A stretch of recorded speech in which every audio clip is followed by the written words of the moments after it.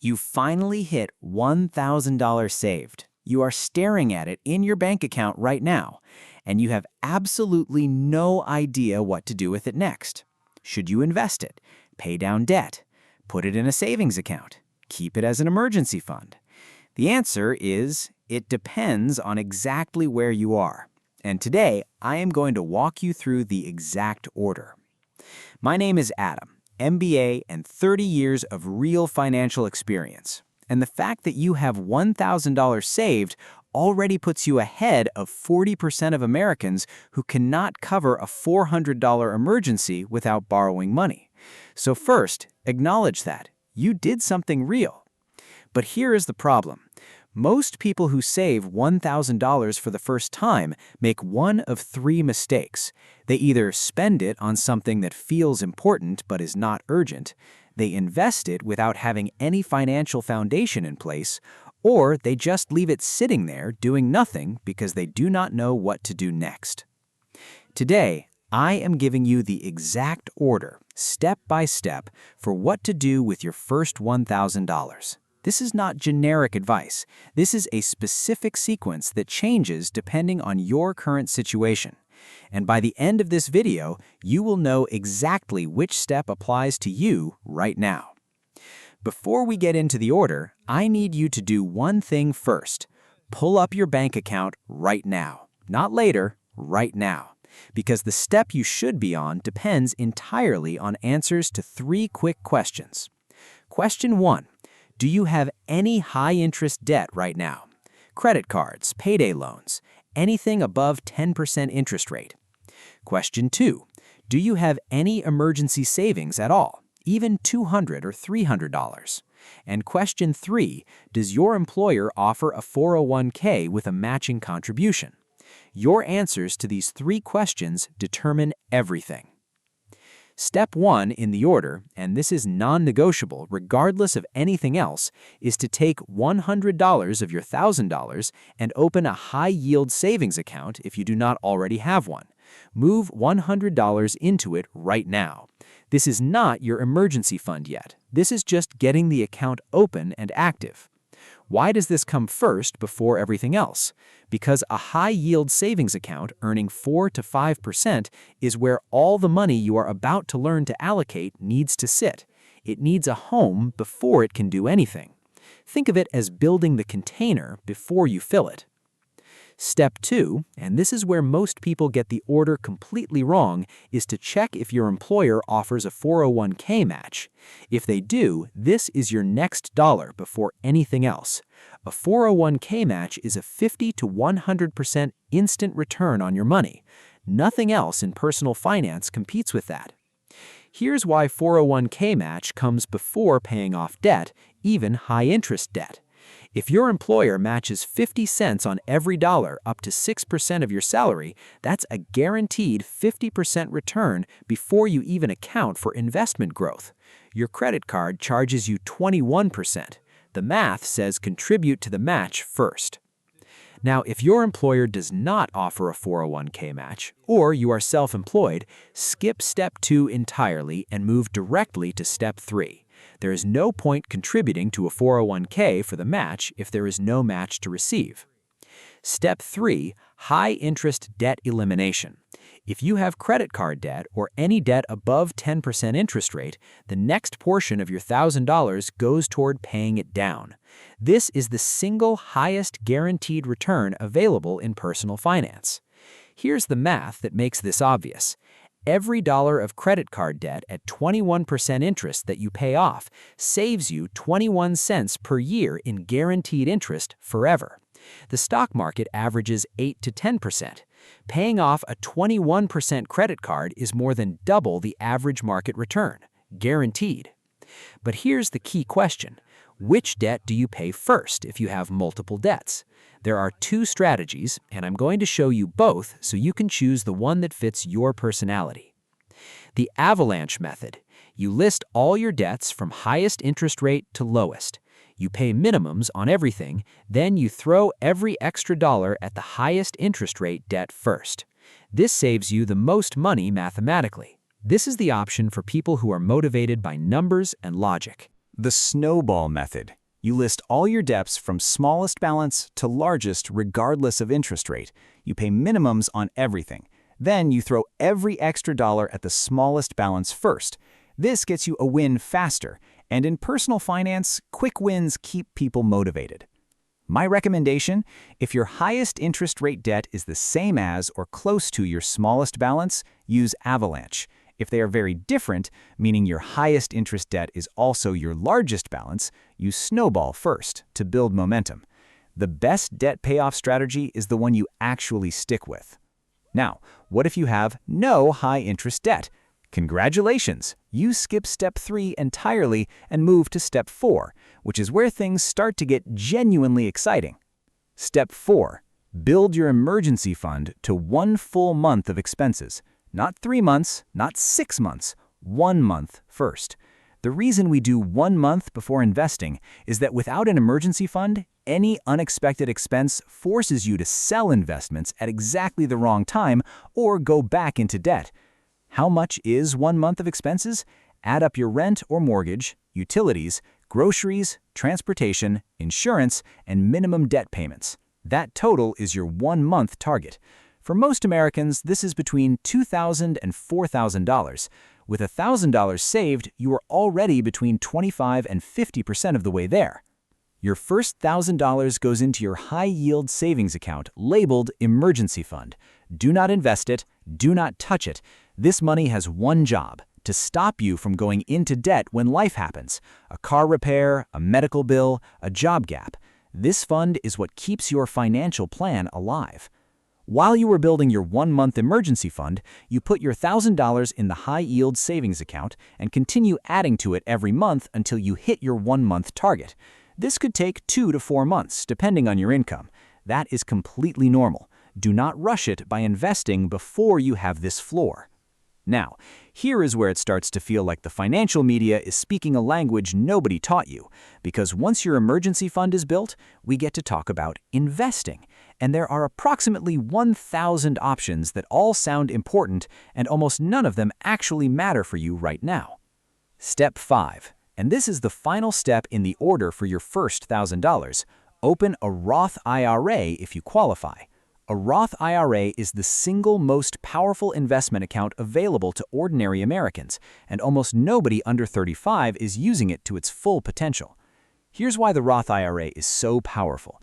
You invest money that has already been taxed. It grows tax-free inside the account, and when you withdraw it in retirement, you pay $0 in taxes on all of it. 0, including all the growth. Every dollar of profit is yours. The math on this is staggering.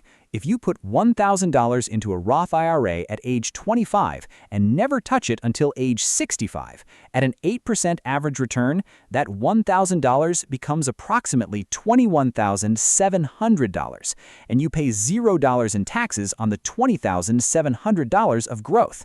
That is the Roth IRA power. Who qualifies for a Roth IRA? If you earn under $146,000 as a single filer or under $230,000 as a married couple in 2024, you qualify for the full contribution. The annual limit is $7,000 if you're under 50 and $8,000 if you're 50 or older. Where do you open a Roth IRA? Fidelity, Vanguard, and Schwab are the 3 most trusted platforms for beginners. All 3 have 0 minimums to open an account. You can start with your $1,000. It takes about 15 minutes to open the account online. Now, what do you actually buy inside your Roth IRA? This is where 90% of beginner investors either freeze or make an expensive mistake. You do not need to pick stocks. You do not need to research companies. You need one fund, just one. Buy an S&P 500 index fund. The ticker symbols are VOO on Vanguard, FXAIX on Fidelity, or SWPPX on Schwab. All 3 track the same 500 largest companies in America. They have expense ratios below 0.05%, which means they cost almost nothing to hold. This is what most professional investors use, and it beats most actively managed funds. Let me show you what happens when you put $1,000 into an S&P 500 index fund and leave it alone. At an 8% average annual return, in 10 years it becomes $2,159. In 20 years it becomes $4,661. In 30 years it becomes $10,063. In 40 years it becomes $21,724. Your $1,000 becomes $21,724, and you pay zero tax because it is in a Roth IRA. Now I want to address a question I know you are thinking. What about cryptocurrency? What about individual stocks? What about the hot investment everyone is talking about right now? Should your first $1,000 go there? Short answer, no, not with your first $1,000. Here's the rule.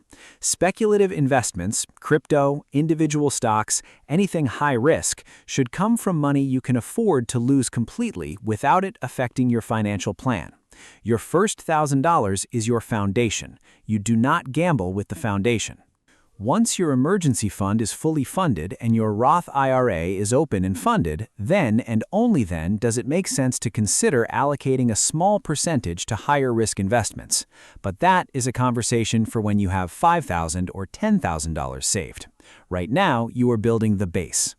Let me now give you the complete order of what to do with your $1,000 in the simplest possible summary. And then we'll talk about the one mistake that kills almost every beginner financial plan before it gets off the ground.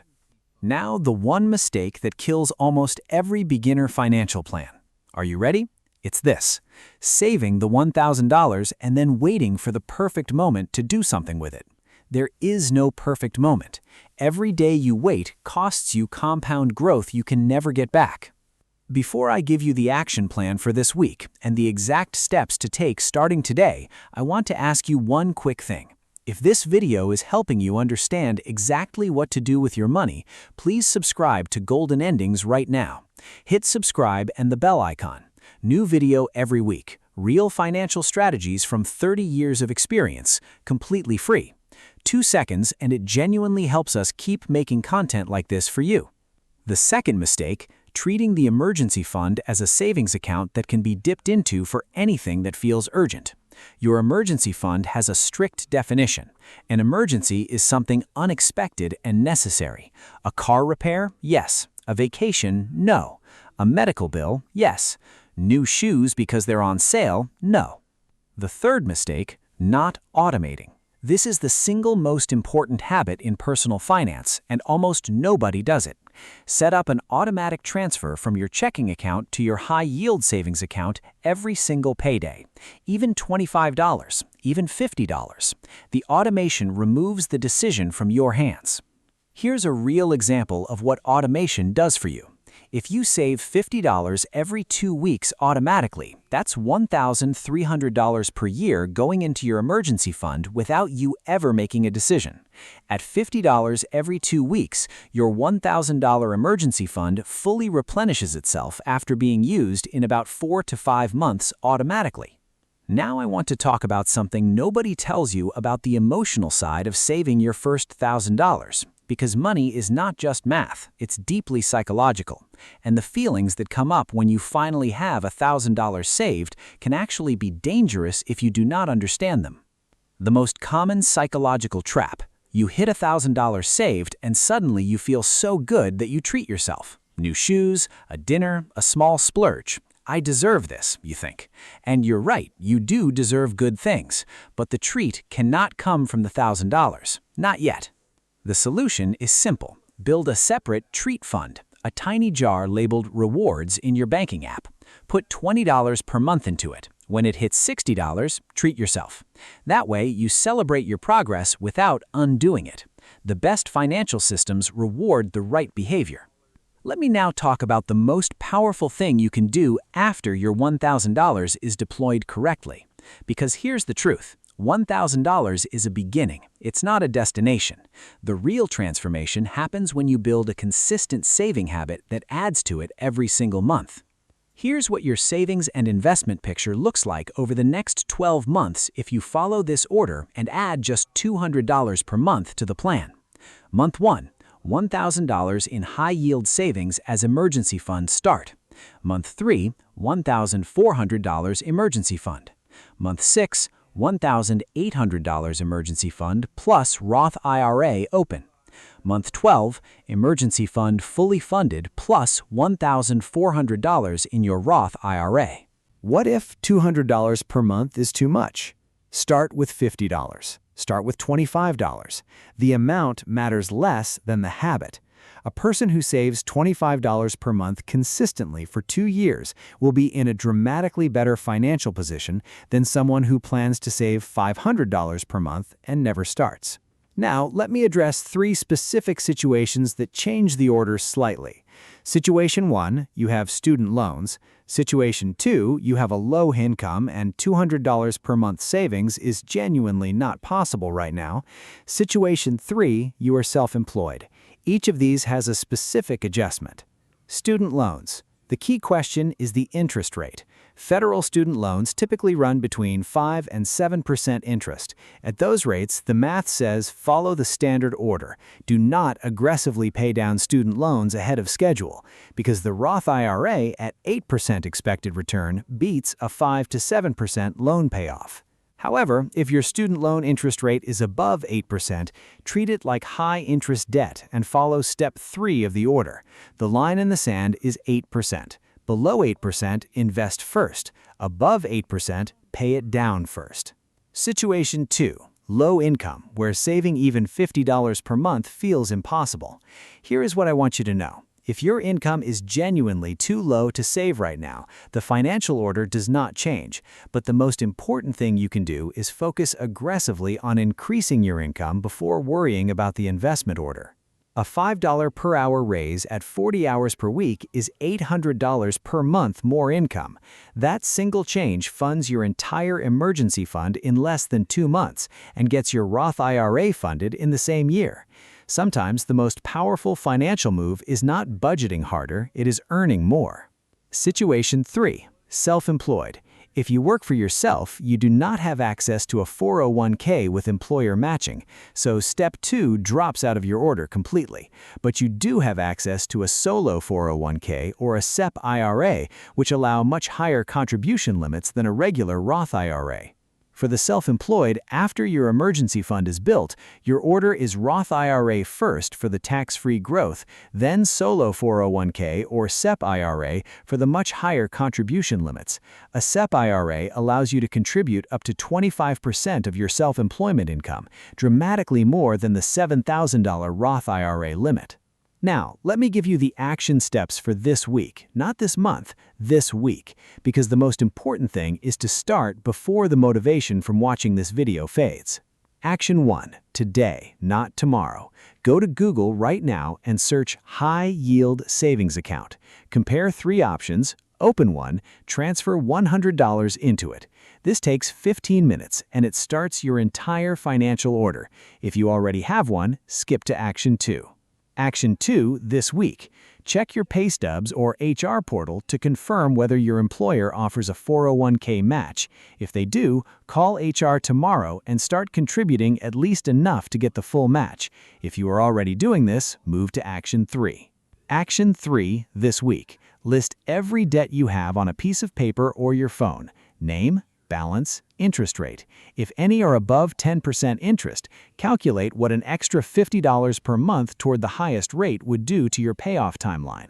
Search for a free debt payoff calculator online. These 3 actions this week cost you nothing except 30 to 45 minutes of your time, and they set the entire financial order in motion. Most people watching this right now will not do them. The ones who do will be in a completely different financial position in 6 months. Before we get to the final summary, let me address one more question I hear constantly. What if I do all of this correctly and then the market crashes? My Roth IRA drops 30%. Have I made a mistake? No, a market drop is not a loss if you do not sell. On paper, your Roth IRA shows a lower number, but you have not lost anything yet because you have not sold. And with an emergency fund in place, you do not need to sell. This is exactly why the emergency fund comes before investing. It gives you the ability to wait. The S&P 500 has never had a 20-year period where it ended lower than it started. Every single 20-year window in market history has ended positive. When you invest for the long term in a low-cost index fund, time is working for you, not against you. Here is what I want you to remember when the market drops and everyone around you is panicking and selling. The emergency fund is working exactly as designed. You do not need to touch your investments. The drop is temporary, your plan is permanent. Let me give you the complete rapid-fire summary before we close. Open a high-yield savings account today. Get the full 401k employer match first if available. Pay off any debt above 10%. Build 1-month emergency fund. Open a Roth IRA and buy an S&P 500 index fund. Automate everything. Never touch the emergency fund except for real emergencies. Comment below right now, where are you in this order? Which step are you on with your first $1,000? Are you still building the emergency fund? Already have it and ready to open the Roths? Working on high-interest debt? Tell me, I read every single comment. If this video helped you understand exactly what to do, please share it with one person in your life who has some money saved and does not know what to do with it next, because this is exactly the conversation most people need to have with a financial professional but never get around to having. Subscribe to Golden Endings for new videos every week covering exactly this kind of real, step-by-step financial breakdown. No fluff, no generic advice. Real numbers for real situations from 30 years of real experience. New video every single week, completely free. Here are 3 common mistakes I see even people who know this order make that quietly cost them thousands of dollars over time. Silent mistake 1. Leaving money in the Roth IRA as cash without actually investing it. Many people open a Roth IRA, transfer their $1,000 into it, and assume it is now invested. It is not. You must go into the account and actually purchase the index fund. The money sits as uninvested cash until you buy something. Silent mistake 2, raiding the Roth IRA contributions. You can withdraw your contributions, not earnings, from a Roth IRA without penalty. Many people treat this as a savings account. Every withdrawal you make erases compound growth you can never recover. Treat the Roth IRA as untouchable until retirement. Silent mistake 3, stopping contributions when the market drops. This is the hardest thing in investing. When your Roth IRA balance drops 20%, every instinct tells you to stop sending money in. But a market drop is a sale. You are buying the same shares at a lower price. Stopping contributions during a drop is the most expensive instinct in investing. The real reason most people cannot build wealth is not income, it is not knowledge, it is not the economy, it is that they never build the consistent habits that make money move automatically in the right direction every single month. Your $1,000 is the start of a habit, not just a transaction. 30 years of watching people with this habit and people without it, the difference by age 50 is not a little bit different, it is a completely different life. Same income, same opportunities, completely different outcomes, because one group built the habit at 25 and one group kept saying they would start next month. You saved $1,000. That is real. That is something. Now, follow the order. Open the account, automate the transfer, open the Roth IRA, buy the fund, and then do not stop. The power is not in the $1,000. The power is what happens next when you do not stop. Drop a comment below telling me exactly where you are right now with your $1,000. Which step are you on? I want to know specifically, and if you have a question about your exact situation, ask it in the comments. I will answer as many as I can. Thank you for watching all the way through. Your $1,000 is not just $1,000. It is the beginning of every financial milestone that comes after it. Follow the order. Start today. See you next week on Golden Endings.